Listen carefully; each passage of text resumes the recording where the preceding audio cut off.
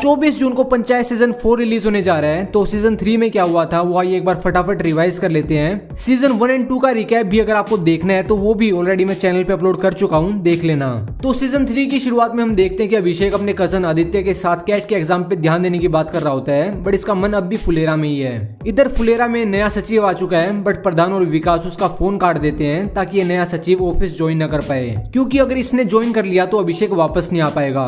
अब नए सचिव को भूषण भड़का देता है और इसकी बातों में आके ये नया सचिव हथौड़े से ऑफिस का ताला तोड़ने लगता है। तभी वहां आ जाते हैं विकास एंड प्रहलाद। इन्हें देख के नया सचिव डर जाता है और अपना कार्यक्रम यहीं रोक देता है। अब क्योंकि ये नया सचिव विधायक का आदमी होता है तो विधायक डीएम से कंप्लेन कर देता है। DM madam Manju and Prahlad को ऑफिस बुलाती है और प्रहलाद से कहती है कि वो विधायक की बात को मान ले, बट प्रहलाद साफ मना कर देता है। फिर किसी तरह मंजू देवी डीएम की बात मान के नए सचिव की ज्वाइनिंग करवाने के लिए रेडी हो जाती है, बट लास्ट मोमेंट पे डीएम का कॉल आता है और वो बताते हैं कि अभिषेक का ट्रांसफर रुक गया है क्योंकि विधायक को एक केस में जेल हो जाती है और अब अभिषेक फुलेरा गांव वापस आ जाता है। रिंकी एंड अभिषेक की लव स्टोरी भी धीरे धीरे आगे बढ़ रही है।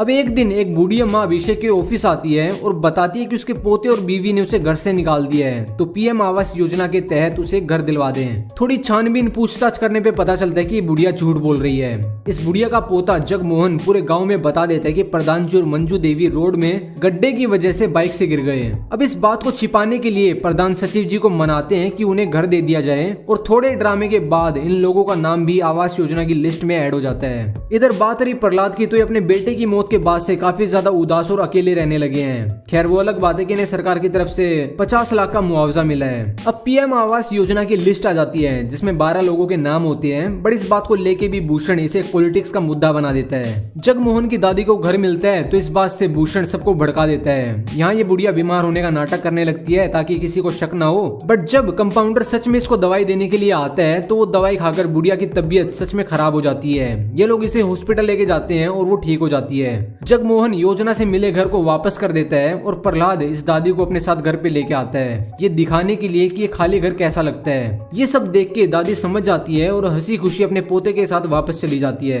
अगले दिन ग्राम पंचायत मीटिंग में वो अम्मा को मिला घर फुलेरा पश्चिम को मिल जाता है। इस मीटिंग में भूषण भी मौजूद होता है, तो ऑब्वियस सी बात है कि इस मुद्दे को लेके भी टांग अड़ाएगा ही। फिर रोड का मुद्दा आता है तो उस पर प्रधान जी कहते हैं कि रोड नहीं बन सकती क्योंकि विधायक जेल में है, बट भूषण यहाँ इन लोगों को बताते हैं कि विधायक बेल पे बाहर आ चुका है और अगर प्रधान उनके साथ शांति समझौता कर ले तो रोड भी बन जाएगा। बट भूषण की एडवाइस सुन के प्रधान इसे बहुत इसकी बेइज्जती करते हैं, इसे बहुत अच्छी सुनाते हैं, जिससे कि भूषण में बदले की आग और भी ज्यादा बढ़ जाती है।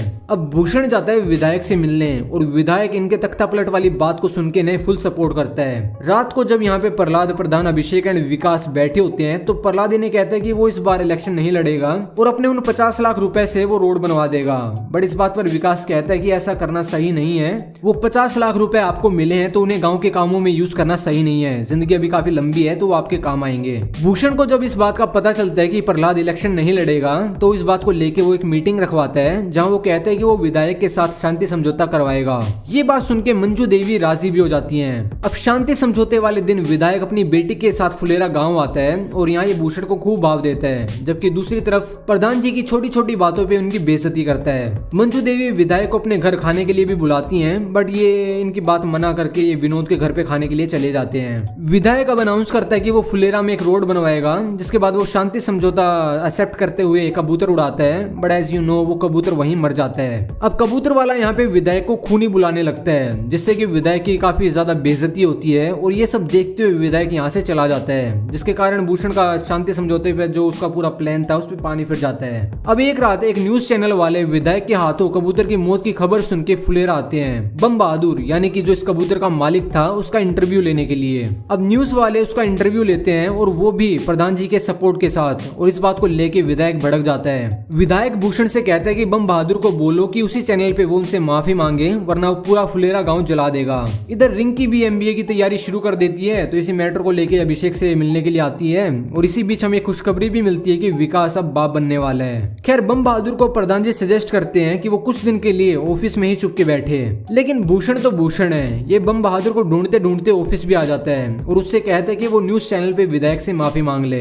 विकास के बाप बनने की खुशी में प्रहलाद अपने घर पार्टी देता है। यहाँ बम बहादुर भी आता है रिपोर्टर्स के साथ और विधायक की धमकी का जवाब देने के लिए वो एक और स्टेटमेंट देता है जहाँ वो बोलता है कि विधायक ने अपने आदमियों के साथ मिलकर मुझे धमकी दी है। ये सब देख के अब विधायक और और भी ज्यादा भड़क जाता है। 10 दिन बीत जाते हैं लेकिन बम बहादुर पे कोई हमला नहीं होता।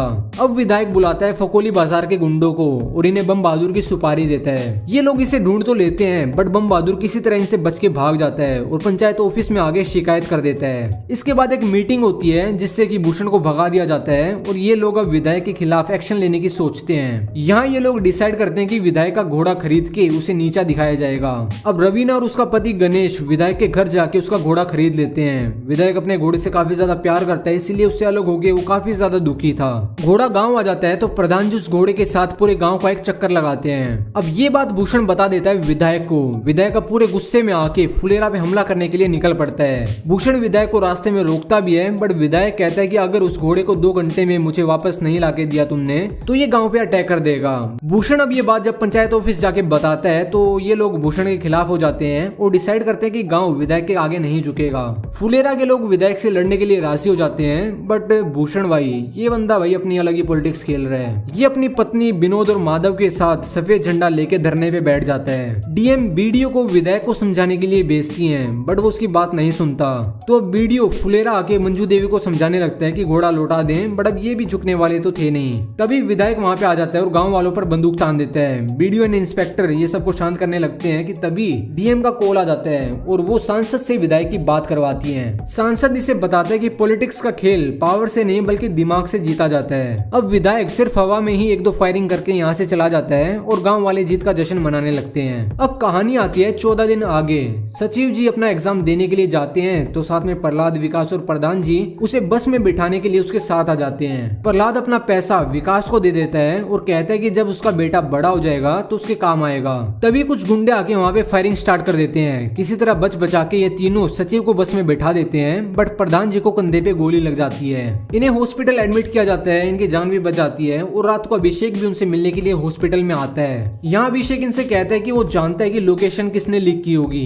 तभी विधायक और भूषण भी हॉस्पिटल के बाहर आ जाते हैं। विधायक अभिषेक से कहता है कि उसने प्रधान जी पे गोली नहीं चलवाई है क्योंकि अगर चलवाई होती तो प्रधान जी जिंदा नहीं बचते। क्या पता प्रधान जी ने खुद गोली चलवाई हो। और इसी बात को लेके भूषण भी विधायक की बातों में हाँ में हाँ भर रहा होता है और इसी बात को लेके अभिषेक को काफी ज्यादा गुस्सा आता है और एक जोरदार थप्पड़ भूषण के मुंह पे मार देता है। By the way most satisfying moment of the series. खैर इसके बाद यहाँ पे लड़ाई शुरू हो जाती है और फिर पुलिस इनको पकड़ के ले जाती है and at last DM madam election का ऐलान कर देती है और यहाँ की सीरीज खत्म। बट एक सवाल जिसका हम सभी को इंतजार रहेगा अगले सीजन में वो ये कि आखिर प्रधान जी पे गोली चलवाई किसने, वो देखना काफी ज्यादा इंटरेस्टिंग होगा। बाकी आई होप कि आपको ये रिकैप पसंद आया होगा। वीडियो हेल्पफुल लगी हो तो यार वीडियो को लाइक कर देना प्लीज एंड चैनल को सब्सक्राइब भी कर लो अगर नहीं किया है तो। मिलते हैं अगली वीडियो के अंदर। Till then goodbye and take care.